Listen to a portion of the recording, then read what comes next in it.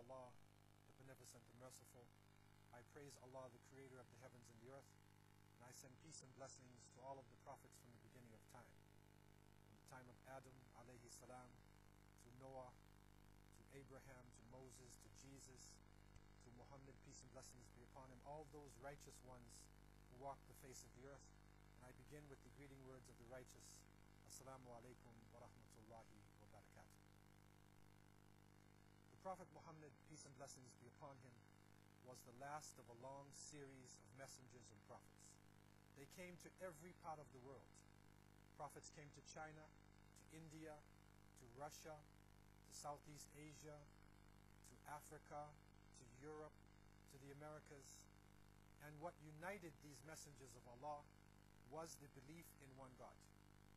But the final Prophet Muhammad, peace and blessings be upon him, not only confirmed Tawheed, he not only confirmed the unity of belief, but he also confirmed or developed the unity of people themselves.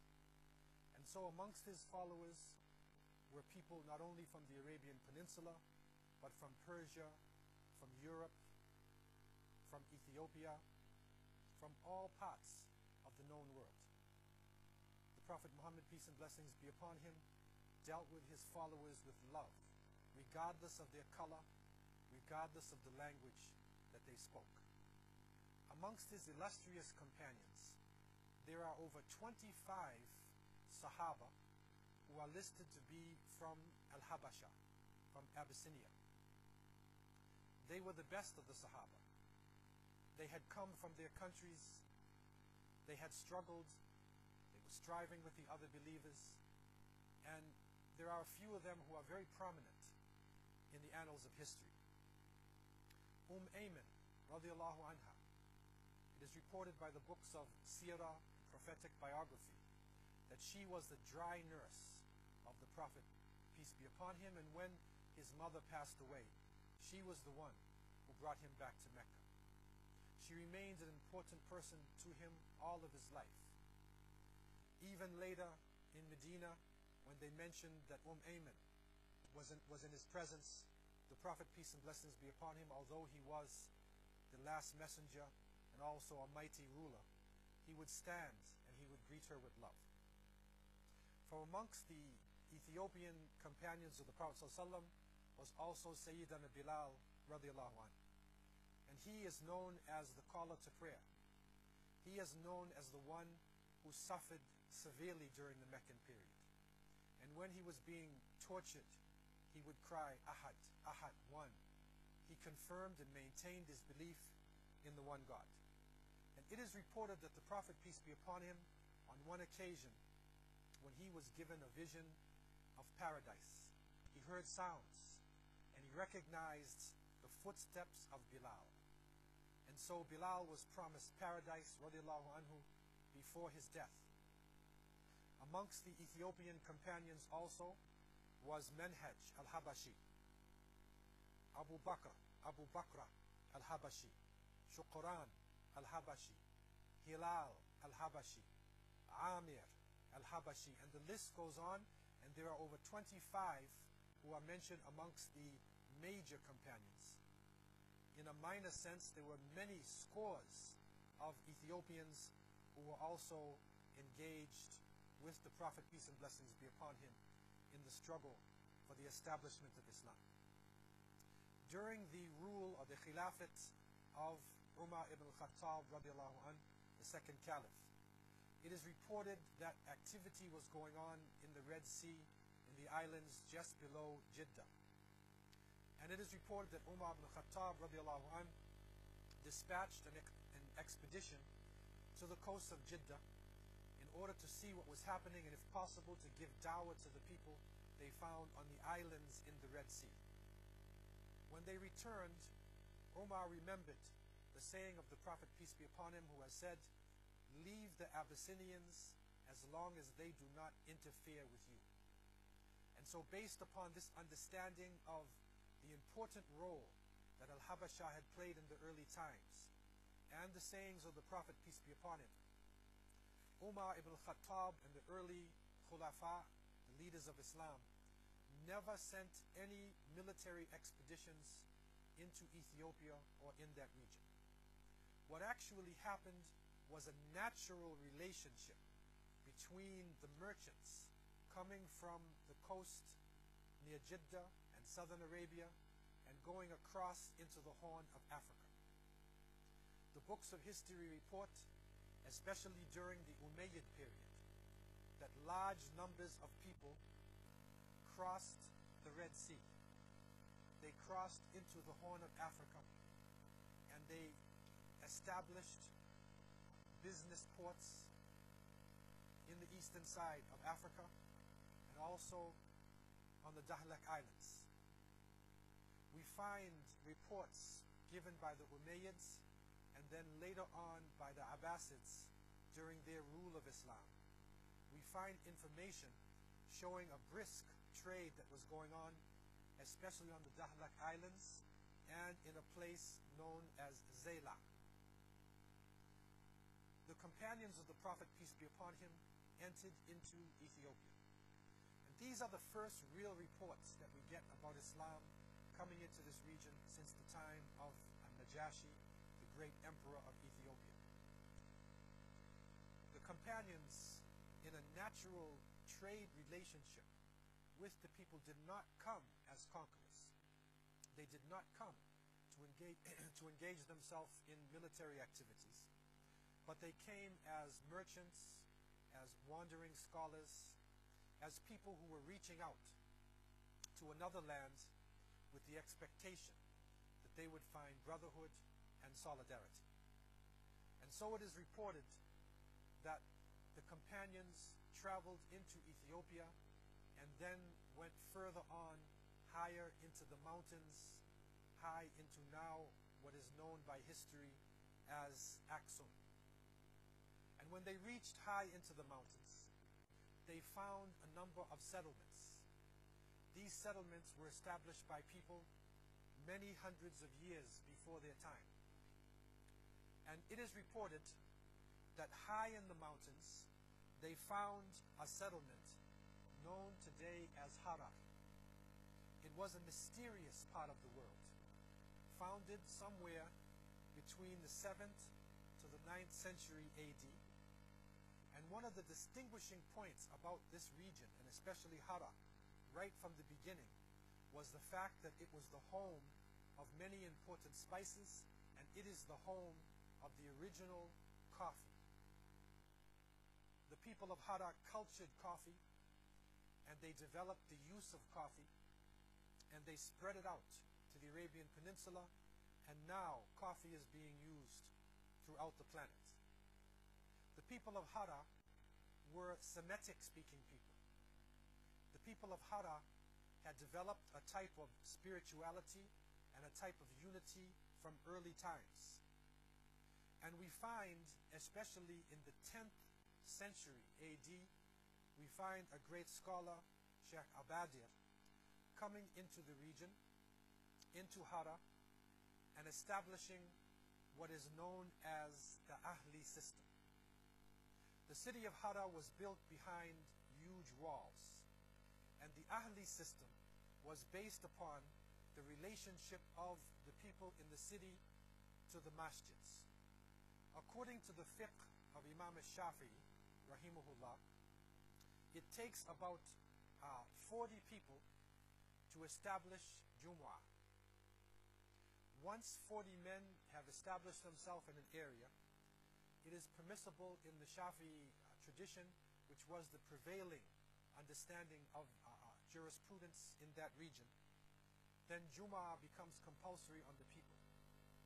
So based upon this system, the Ahli method was developed.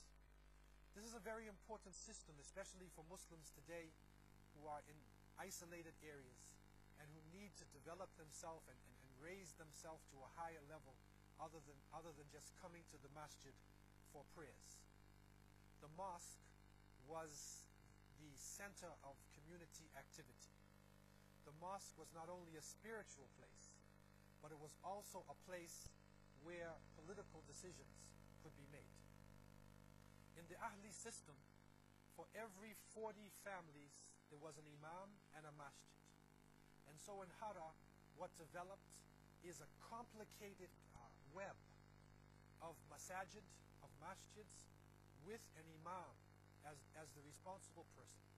And this leader, or amir or imam in that area, was responsible not only to establish salat and to educate the children in the Quran and Islamic sciences, but he was also responsible for the welfare of the people who were living in the vicinity of that masjid. Hara, because of this system, takes on a special meaning in Islamic history. Some historians even look to Hara and they give us the information that in this mysterious walled city, that there are more masjids per square meter than anywhere else in the face, on the face of the planet Earth. A masjid every time you turn. Every section of the city is a place to remember Allah subhanahu wa ta'ala. And so the people of Hara developed themselves 82 masjids within a circumference of 3,348 meters. These masjids, these houses of worship, became the hubs of activity. And because of that, the very culture of Hara itself took on a very high spiritual level. The people of Hara were oriented to Islamic sciences, and they developed a powerful grasp of the Arabic language and the book of Allah subhanahu wa ta'ala. And so Hara was well known for this system. Within this Ahli system as well was a political concept that each Amir or each Imam who represented his people would take the opinions of his people or the problems that they expressed to a Majlis al-Shura, and that formed the government of the whole of Hara, and there was an Amir over the government. So they developed a type of Islamic system, a mini Islamic state within the walls of the city in Ethiopia. And there they were able to come together to know each other not only as people who prayed, but also to know the subtleties of each other's families, to know the needs and the wants, and to always pray for each other in times of difficulty. Let us take a break and come back after a few moments to discuss more about the mysterious city of Hara.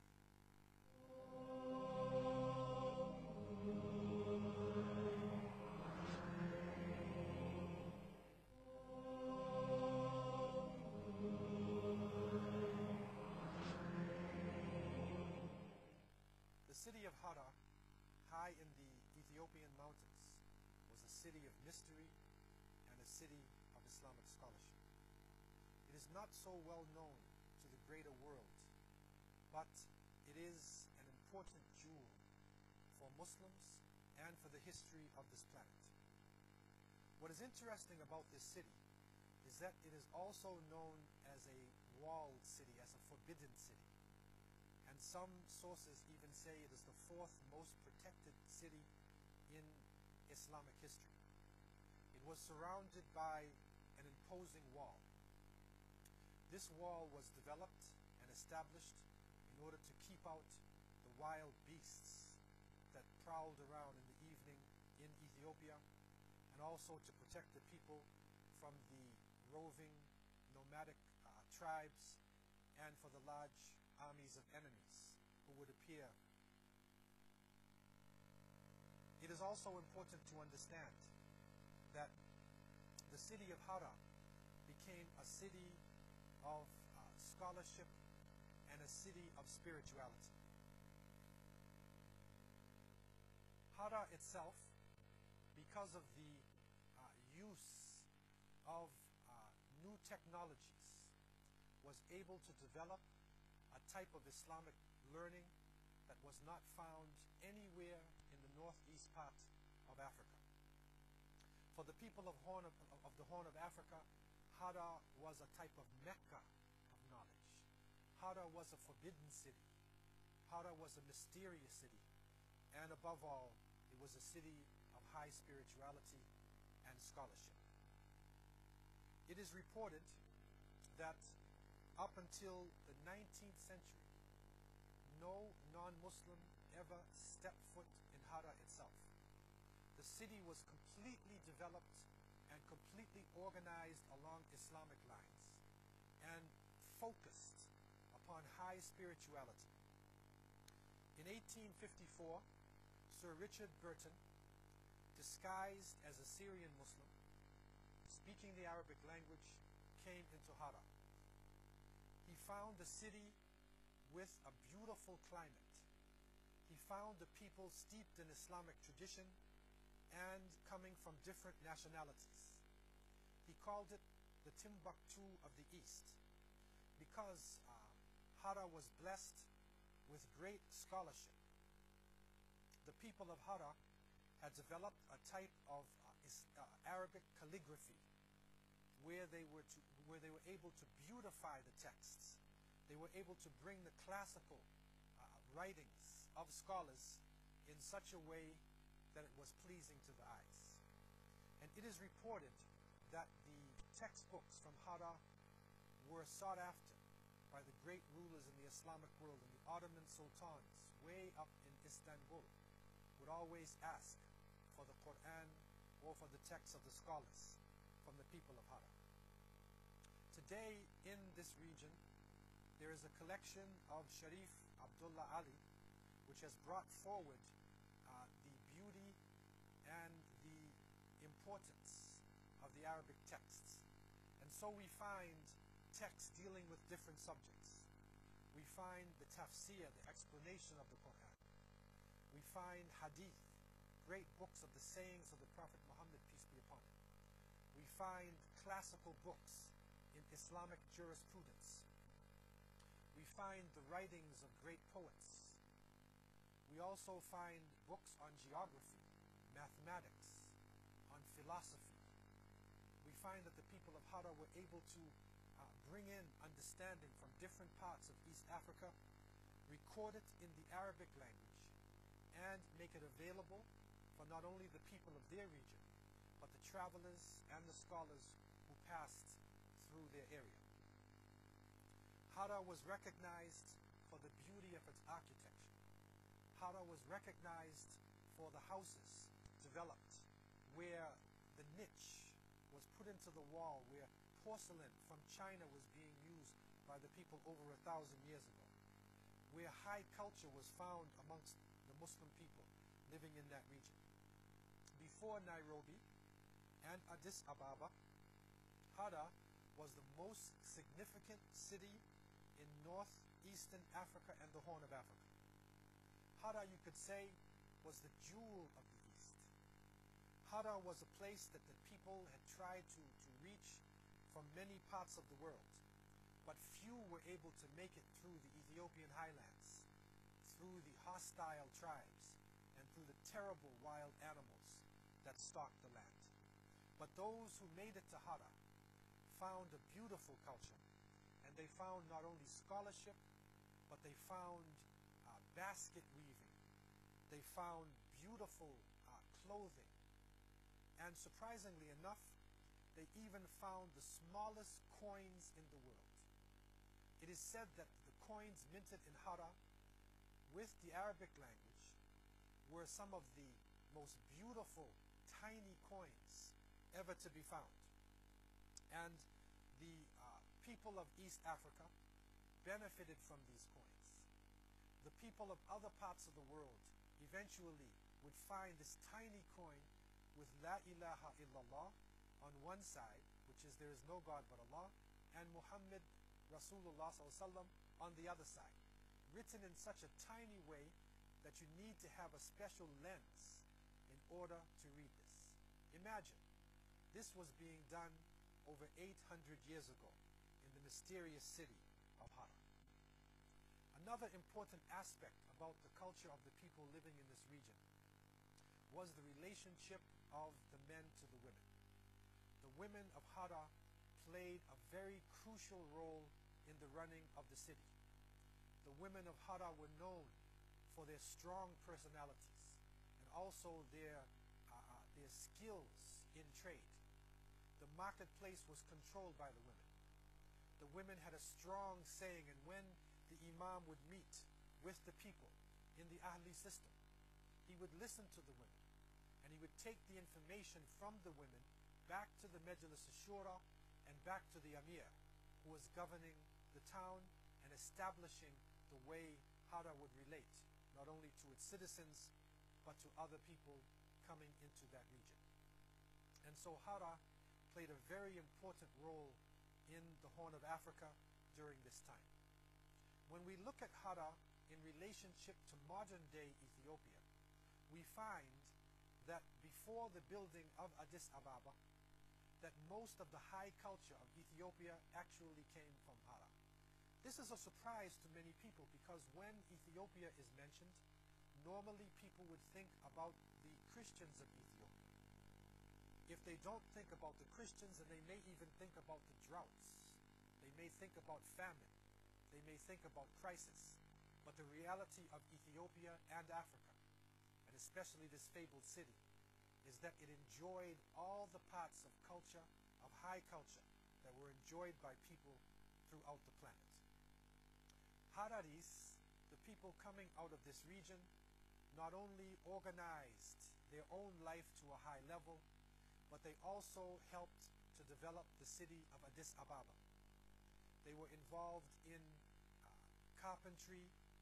They were masons in the building of the city. They were involved in the organization of the streets, and their contributions will be spoken about within Ethiopia for a long time. One strange report that comes from Hara is that they even found tombstones that they believe dated back to the time of Najashi. Najashi radiallahu an, the emperor who had given sanctuary to the Muslims in the time of the first hijrah, the first migration from Mecca. He was a well-known personality. But most of the books of history end the discussion concerning Ethiopia at the time of Najashi, and it never really opens back up again for centuries. The reality is, when a great ruler accepts any religion, his people accept with him. Najashi struggled against the worship of idols. Najashi struggled against the misunderstandings of the teachings of Jesus, the son of Mary, peace and blessings be upon him. And even though it is not recorded openly in the books, we are now finding information that points to the possibility that some of the companions of Najashi escaped the region after his death and went into the section of Ethiopia of Hara from a high mountainous area of Aksum. They went down into Hara, which is now in the southeast area in Ethiopia. And they helped to develop this mysterious city, which is now coming to the surface as an important capital for Islamic scholarship and Islamic culture. And so we look again at the history of Africa. When we look in objective eyes, when we really look at the sources, we recognize that the misunderstandings coming out of history, when dishonest historians would say that Africa had no civilization, that Africa did nothing towards the onward flow of humanity, this misunderstanding needs to be corrected. Young scholars with objective minds need to now enter into the languages of Africa, the languages of the Middle East, to understand this rich history and what it had to give to the people in early times. Today in Ethiopia, Muslims make up somewhere between 40 to 60% of the population. And Hara as a city is on the rise. It was even given the UNESCO award, being the city of peace. They consider it to be the city of peace for the whole world.